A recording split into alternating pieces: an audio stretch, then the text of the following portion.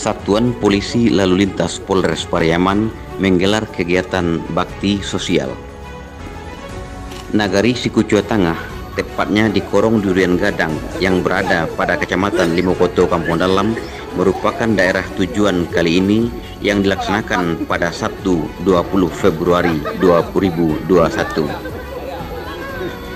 Pada kegiatan bakti sosial itu dilaksanakan dalam bentuk mengunjungi masyarakat prasejahtera dan yang sedang mengalami sakit lama. Kepada mereka diberikan bantuan berupa paket bahan kebutuhan pokok.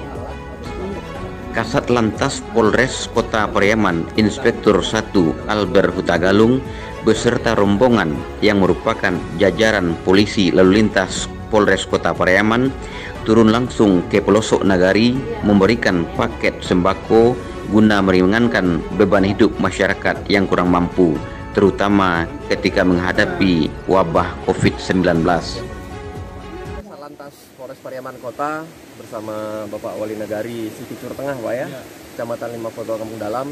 Dalam hal ini kita ingin melaksanakan bantuan sosial kepada masyarakat kita yang terdampak COVID.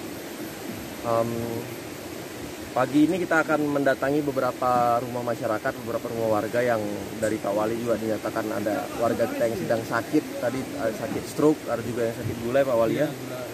Jadi kita berharap sedikit yang bisa kita beri bantuan ini semoga berarti buat masyarakat, bisa membantu meringankan beban masyarakat yang saat ini kita tahu sedang mengalami kesusahan, baik ekonomi mungkin juga yang ditimpa sakit penyakit ya.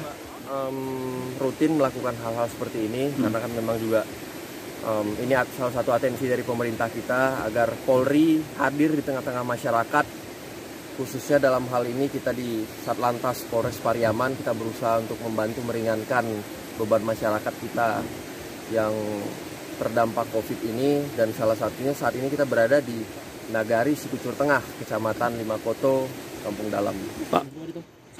Dari Pariaman, Samsul Bahri melaporkan.